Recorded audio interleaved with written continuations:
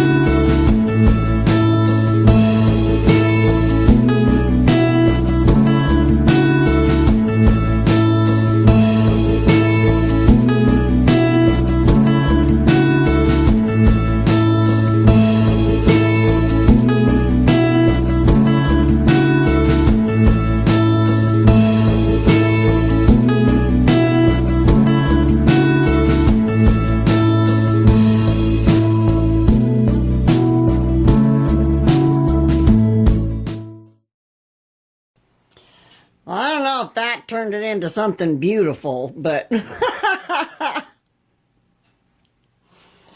I don't know. It's got way too many colors, I think.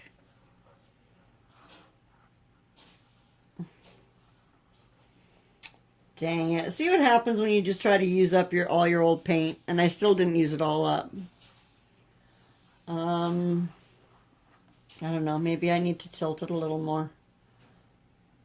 Some of the sides look pretty cool. This one looks pretty boring though.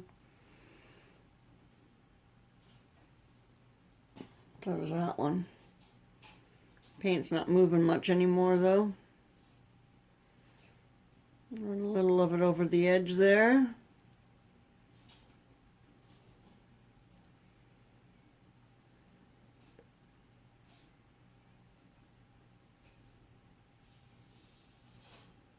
Alright, we'll straighten that up and let it.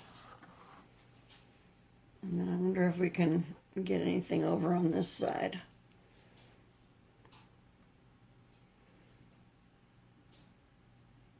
I wonder if I dipped that top, if that would help. Oh, I bet you it would.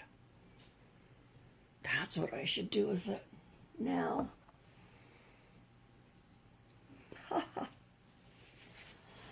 That is a brilliant idea. I think. Sure, I have a piece of plastic here, so I shall return. So, I actually think it looks kind of hideous. I think I used too many colors maybe, and of course that swirling thing I was doing at the end, I should have just left my bottle top on there, but of course it was floating and all kinds of weird stuff. So anyway, what I'm going to do is dip it with a piece of plastic that I've got laying here and see if that maybe will do something for it. And if it does, I may try doing some of that to the sides as well. I don't know how well it'll work, but we shall try. So here we go.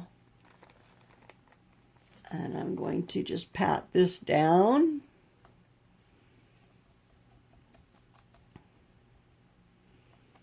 Yeah, because I'm still determined to make this into something beautiful. So, I mean, I may have to repaint it and do it again, but you know, what the heck. Won't be the first time I've had to redo a painting.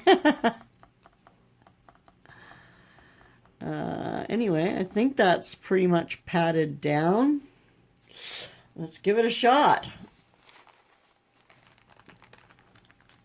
Oh dear. Ah! That's even worse. Oh no. Oh well, c'est la vie. That's just going to have to... Oh. Well, it's pretty awful. I definitely think I used way too many colors, and even though they're kind of thick and didn't really run together much, I can still see spots where they've turned muddy and kind of brownish, and that's never an attractive look for anything. I mean, unless you're doing browns, right? Like, not saying that there's anything wrong with browns, but definitely was not the look I was going for. Anyway, I guess I should torch it because I'm getting a bunch of bubbles on top here.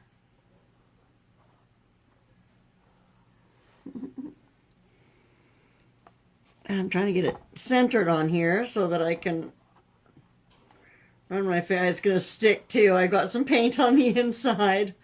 Good thing I plan on refinishing the inside anyway. There you go. I think it's kind of centered now.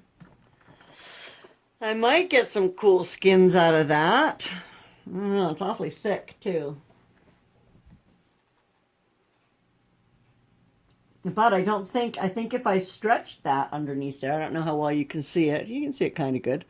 If I stretched that underneath there, I think that it would distort some of it. So we're just going to leave it.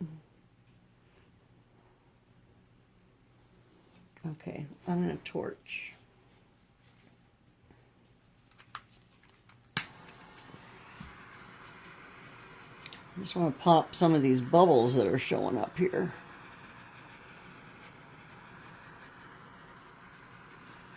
Got the white showing up on the edges. I don't know how well this is going to adhere to this shiny cardboard box. I guess we'll find out, won't we?